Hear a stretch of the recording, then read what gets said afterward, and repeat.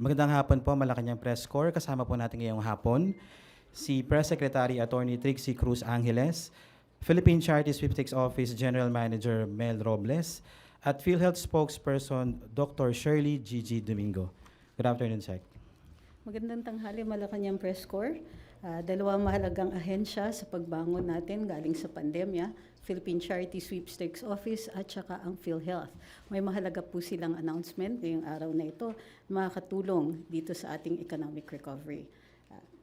Boss Mel? Magandang hapon po sa inyong lahat. Today, the Philippine Charity Sweepstakes Office is going to remit its share to the national government, national treasury in fact, and which will give the PhilHealth more funds to support the universal health care law. This is just the first among the remittances that we will do, because under the law, 40% of our charity fund will have to go to the universal health care. Magkano po yan, Boss Mel? By the way, I forgot the most important thing. It's 2.5 billion.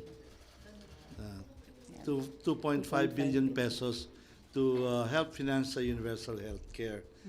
And yeah, this is over and above the taxes that we pay. So apart from the taxes that we give to the Department of Finance, we still have to give this the charity fund, from our charity fund, 2.5 billion.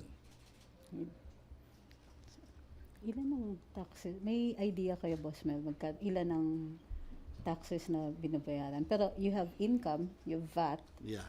and We have all the taxes, including documentary taxes. Yeah. So, on top of that, meron tayong more than 2 billion na nire-remit sa universal healthcare through PhilHealth. Madam? Yes, thank you very much for inviting us here. In behalf of our OIC President, Attorney Eli Santos, who is now in Congress for a budget hearing, we are very happy to be the recipient of these funds from PCSO. We have lined up several benefits for the use of these funds. These funds will be transmitted to the Treasury and will be remitted to PhilHealth through a national subsidy for benefit improvement. So it's a different subsidy from the usual GIA subsidy to PhilHealth for the premiums of indirect contributors. This fund is specifically for benefit improvement and will not in any way be used for any admin expense. So we're very happy that we will be receiving these funds because it will translate to better financial protection of all our members. Thank you. May katanungan po ba kayo sa ating dalawang ahensya? Eden Santos, Net25. Hello. Ayun. Good afternoon po. Sa PhilHealth po, yung po bang 2.5 billion pesos ay gagamitin doon sa mga hindi pa nababayarang mga COVID expenses po ng mga pasyente way back before pa? Hindi po. As we said, the funds from PCSO will be a special fund in the coffers of PhilHealth, and it will be used only specifically for benefit improvement. And in fact, we'll be coming out with a medium-term expenditure plan for these funds from PAGCOR and PCSO, with, of course, with the coordination and approval also of the two agencies. Ano po mga benefits ito na pagkakagastusan po nung 2.5 billion pesos? Some of them are review of our existing case rate para mapataas ang case rate at mas ma-improve yung ating support value. Doon rin sa ating dialysis para ma-increase ang sessions ng dialysis for our dialysis patients. Meron rin tayo mga orthopedic benefits that's planned for that. And our Z benefits or yung catastrophic benefits namin, i-review po rin natin yon, and try to increase the support value also of these conditions. These conditions were identified because most of the assistance that PCSO were giving were in the area of these benefits.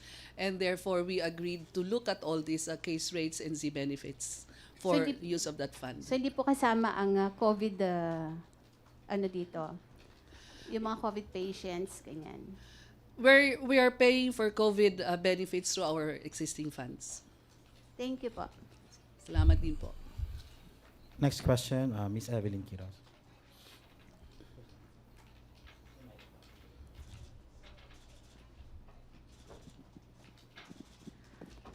For GM Robles, first time po itong 2.5 billion na remittance nyo since umupo po kayo sa PCSO. Yeah, this is the first time under my watch. So ito po ba yung 2.5 is part of the remittance po ng mga STL operators, yung mga franchise holders natin sa buong Pilipinas? Yes, combined na ito with the Lotto and the STL funds. We have a charity fund. Meron kasing allocation from the gross income. You have about 35% to charity, and from there, 40% of that goes to the Universal Health Care Law. So ito pong fund na ito, since na-mention nyo from STL operations, meron po ba kayong report na natanggap na may mga STL franchise holders po na hindi pa nakakapag-operate sa bansa? Oh yeah, meron. Meron yan. It's a normal occurrences. So ano po yung direktiba dito ng PCSO para kasi po kung legal po yung franchise holder sila, makakapag-operate po sila at the same time, ma-remit po nila yung inaasahan nating remittance. Medyo mahabang kwento lang, no? But the short and long of it, if you apply for a STL franchise, you give a feasibility study, and we presume that the applicant can operate. So you upon given the permit to operate, we will give you a certain number of days for you to operate and remit. Pag hindi, then it shows na hindi ka ready and you're not qualified to be an agent. Actually, we call them agents. Thank you, sir. Next question, Vance Fernandez, please tonight. Being in the PCSO, sir, have you looked on these mga illegal STL or mga huweteng na illegal under your watch now?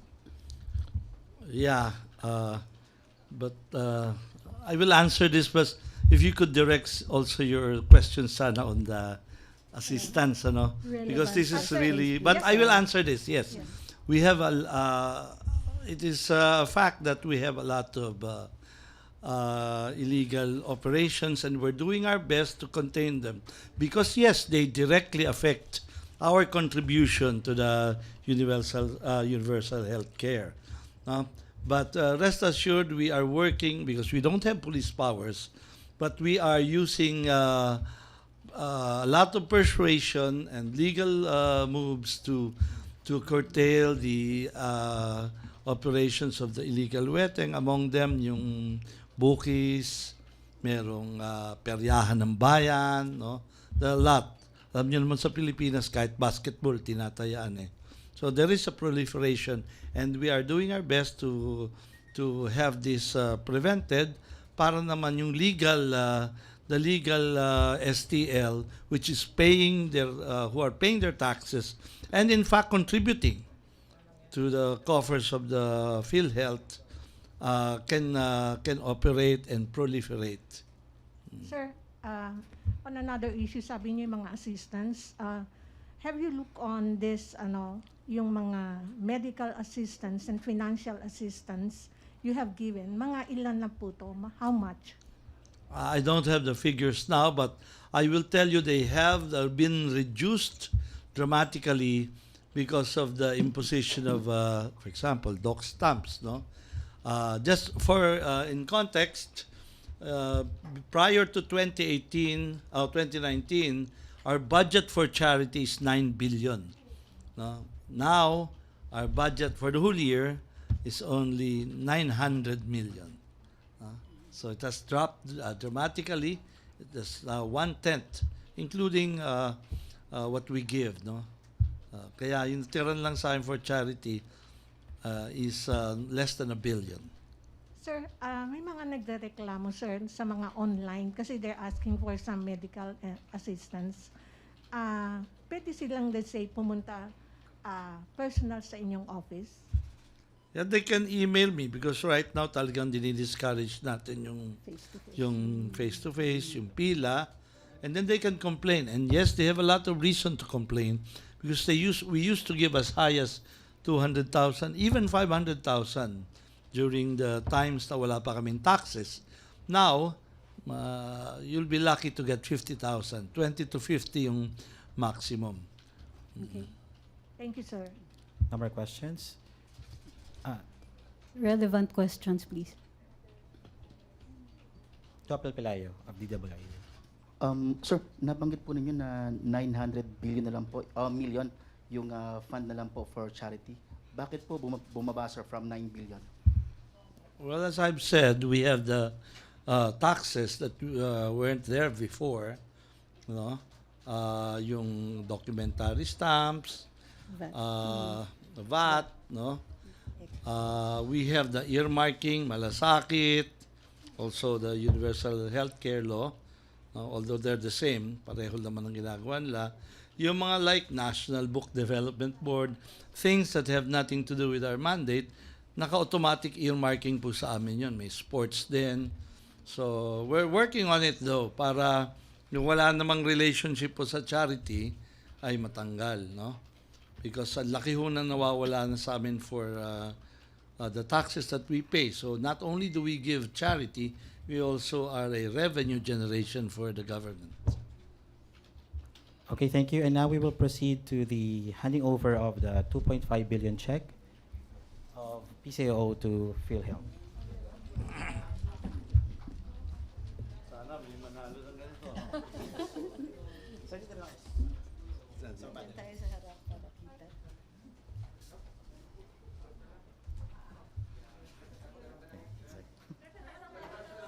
Taas na lang? Hindi makita. Sige, taas na lang. Sorry.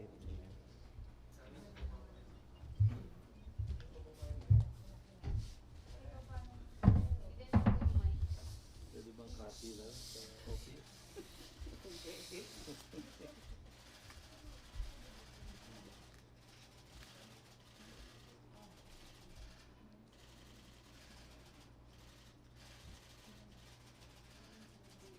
Okay. Thank you po, PCSO General Manager Mel Robles at sa ating pong PhilHealth spokesperson, Dr. Shirley Gigi Domingo. Maraming salamat po. Thank you. Thank you. Thank you. And now we will proceed to Press Secretary Trixie Angeles for some announcements.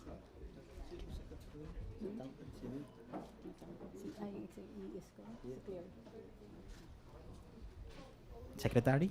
Yes po. Wala akong salamin. Magandang tanghali uli. Happy birthday kay boss. Bukas na. Okay. Naglabas po tayo today ng Executive Order number 3. Allowing voluntary wearing of face masks in outdoor settings and reiterating the continued implementation of minimum public health standards during the state of public health emergency relating to the COVID-19 pandemic. So ito na po yung ina-announce ng DOH ng voluntary wearing of face masks outdoors in non-crowded places, provided kung kayo ay immunocompromised, seniors, or hindi kumpleto ang bakuna, kailangan pa rin po mag-face mask or strongly encouraged ang face masks. Okay, basahin ko na lang po precisely yung provision. The voluntary wearing of face masks in open spaces and non-crowded outdoor areas with good ventilation is hereby allowed, provided that not fully vaccinated individuals, senior citizens, and immunocompromised individuals are highly encouraged to wear their masks, and physical distancing will be observed at all times. So meron pa rin tayong physical distancing. Face masks shall continue to be worn in indoor, private, or public establishments, including in public transportation, by land, air, or sea, and in outdoor settings where physical distancing cannot be maintained. Tuloy pa rin po ang other minimum public health standards intended to effectively prevent and minimize the spread of COVID-19 in the country. It shall continue to be implemented consistent with the principles of shared accountability, evidence-based decision-making, socio-economic equity, and rights-based approach. In this regard, the DOH is directed to update the MPHS guidelines with the issuance of this order. Okay. In addition to that, we're happy to announce that we are 6% away from the wall of immunity. That's why we're malakas na ang loob natin for face masks. Now, congruent to that as well, the state of calamity is extended for possibly 3 months, but only for the purpose of preserving the benefits under it, such as, but not limited to, the indemnification, hold on, para mas precise tayo.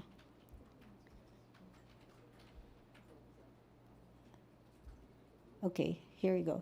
Indemnification, emergency procurement, special risk allowance for healthcare workers. We will transition out of the state of calamity after further review. Okay. So, good news all around. Okay, on the next topic, nagkaroon tayo ng cabinet meeting today, and we discussed primarily food security. We're identifying the factors that hinder our food security, and several agencies were there to report, among them the DOTR, NEDA, of course the Department of Agriculture, the DILG, and yeah, among others. So those that were identified for possible policy review and legislation are the barriers to efficient transportation, red tape, yung permit systems natin to make it more efficient, also the crossing of boundaries between LGUs. In addition to which, we're also looking at a review of policy and possible legislation to balance importation with local production and to address the issues of over and under production. So all the departments made their reports today. There are quite many overlaps. So all departments will be working together on the policy review, assessment review, and proposals. Okay, questions? Maricela Lili, TV5.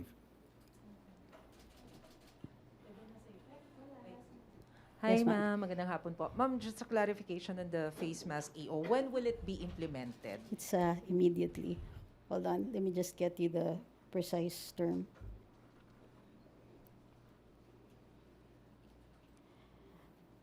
This order shall take effect immediately upon its publication in the OG or newspaper of general circulation. Nasa OG na po siya. Okay, ma'am.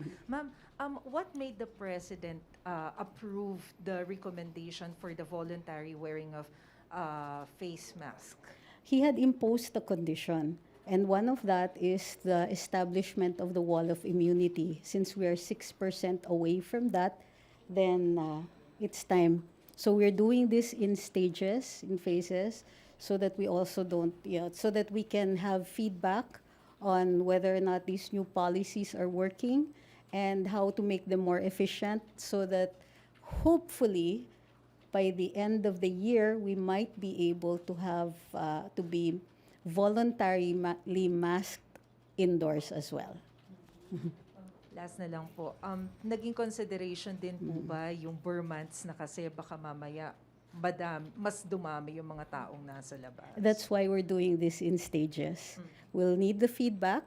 If the voluntary masks outdoors is going to contribute to something, then of course the policy will again be reviewed.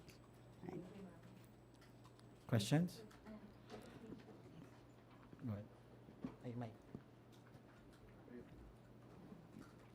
Secretary, kasi merong conditions na sinet yung EO, there should be good ventilation. So, Yes. who will set the standards? Who determines what is a good ventilation? Meron bang mga ganong mga rules na isa-set? We assume so because there is some discretion of the local governments to establish minimum standards for the imposition. However, in general, what does good ventilation mean? May opportunities, for instance, na crowded. So even if it is outdoors, hindi good ventilation yon and you're in each other's faces. So without the possibility of social distancing, then this would be considered also as part of not of the requirement. Kasi yung requirement, there must be, it shouldn't be too crowded. So there are also instances now you would consider outdoors. What do we consider as outdoors? In some instances, you consider outdoors, okay lang roof, pero walang walls. Okay. In other instances, some people place like for example, under the no smoking law, in some instances, pagka sinabi mong outdoors, kailangan walang bubong. So it will be determined, normally things like these are determined by the local government kasi sila po ang enforcement in these instances. So the local governments will play a key role in implementing this executive order, especially yung standards sa mga spaces na gano'n. That's usually the case. Even in all of the laws or legislation that we created pursuant to COVID, it was always the local government that has set the standards, except for those benefits that were given by the national agencies. Pero do you see the need for a unified standard? Kasi baka mamaya yung sa isang lugar, I agree. yung outdoor nila iba. So, do That's you think why, kailangan po ng national government na Well, mag-set let's sila see ng how it iisa? works. Diba? That's the reason we're doing it in phases, so that we have a feedback mechanism. We continue to listen to the people, what the needs are, and particularly also to understand that local needs also differ.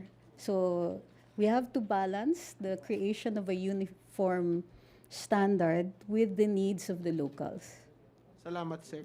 Thank you, Ace. Next, Pia Gutierrez, ABS-CBN. Ay ma'am, can we clarify dun sa EO? Kasi nabanggit po ni Yusek Vergere kanina doon sa Congress that they agreed to make masking to be optional only for those who are non-vulnerable. That's what it says here. Who are vulnerable? Senior citizens, immunocompromised, those with no complete immunization. So ibig sabihin ma'am, it's still mandatory for them to wear masks outdoors. The executive order says highly encouraged. So it will be, well, that's what it says there. So I think we may have to work that out with the USEC. Thank you po. Eden. Ma'am, regarding lang po dun sa UN General Assembly na dadaluhan ni PBBM this September, ano na po yung ginagawang paghahanda ng Pangulo regarding this? And syempre tomorrow ay birthday po niya. Meron bang plano ang ating Pangulo for his birthday? I-announce po namin later on. With regard to the trip, there will be a special briefing for that one. Possibly, I think Thursday, no? Before we leave. So, as for his birthday celebration, syempre mahirap mag-discuss.